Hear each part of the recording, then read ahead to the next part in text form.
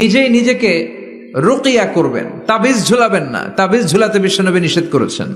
যে তাবিজ ঝুলায় আল্লাহ তাআলা ওই তাবিজের উপর তাকে ন্যস্ত করে দেয় আর বলে আমার রহমত তোর থেকে তুলে নিলাম, দেখি তোরে কে বাঁচায়। এজন্য আজ থেকে তাবিজ যা আছে ছিঁড়ে ফেলবেন। আল্লাহ সহি সমঝ দান করো। তো তাবিজ যারা পড়েন ছিঁড়ে ফেলবেন আজকে। রাজি আছেন তো? ছিঁড়ে কি করবেন? সূরা ফাতিহা পড়বেন, পড়ে ঝাড়ফুঁক চলবে আজকে থেকে। ঝাড়ফুঁক করা সুন্নাহ। আর তাবিজ দেয়া হচ্ছে বিদআহ, যেটা বিশ্বনবী শেখায় নাই, সাহাবারা শিখায় নাই, ওইটাতে আমরা যাব না।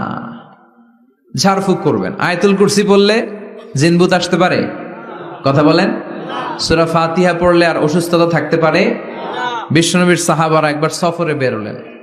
সফরে বেরিয়ে হঠাৎ দেখলেন মরুভূমির মাঝখানে কিছু লোক জটলা পাকিয়ে রেখেছে, একটা লোক শুয়ে আছে।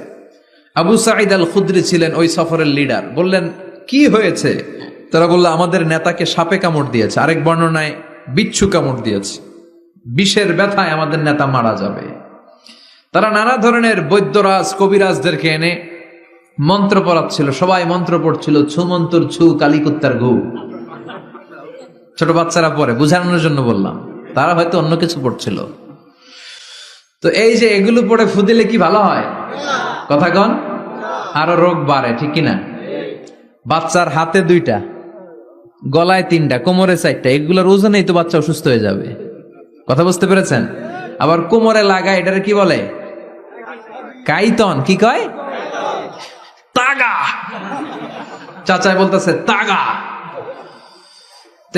তাগা টাগা লাগাবেন না। সূরা ফাতিহা পড়ে আজকে থেকে ফু দিতে হবে। আমার মাইকের আওয়াজ নিশ্চয়ই শহরের অনেক দূর যাচ্ছে। মায়েরা বোনেরা শুনে রাখবেন, অসুস্থ আপনি সূরা ফাতিহা পড়ে ফু দেন। বিশ্বনবী রাতের বেলায় বিছানায় যাওয়ার আগে সকাল সন্ধ্যা 3 কুল পড়ে হাতে ফু দিতেন। এরকম 2 হাতটা একসাথে করে এখানে ফু দিয়ে মাথা থেকে শুরু করে মেসেজ করতেন পা পর্যন্ত, দেহের যতটুকু জায়গা যায়। সূরাতুল ইখলাস, সূরাতুল ফালাক, সূরাতুন নাস, এই 3টা সূরাকে একসাথে বলে কুল আস-সালাসা, মানে 3 কুল। কি বলে? এই 3 কুল পড়ে না, যায় লিটন দেওয়ানের কাছে। কই যায়? লিটন দেওয়ান কিছু করতে পারে? তারপর হাতের রেখাতে অনেকে ভাগ্য বলতে চায়, এটা ভুয়া কথা। এই হাতের রেখায় কোনো ভাগ্য থাকে না। আপনারা শুনলেই কিছু মানবেন না, আপনারা কোরআন হাদিস দিয়ে যাচাই করবেন, দলিল খুঁজবেন। কি খুঁজবেন? দলিল। 1.5 কাঠার একটা জায়গা কুমিল্লা শহরে কিনবে, এটার দলিলটা ঠিক আছে কিনা দেখার জন্য পাগল হয়ে যায়। নিজে বুঝে না, আরেকজনের কাছে যায় যে পাক্কা বুঝে, দেখেন দলিলটা ঠিক আছে কিনা। তো 1.5 কাঠা জায়গার দলিল ঠিক আছে কিনা পাগল হয়ে গেলে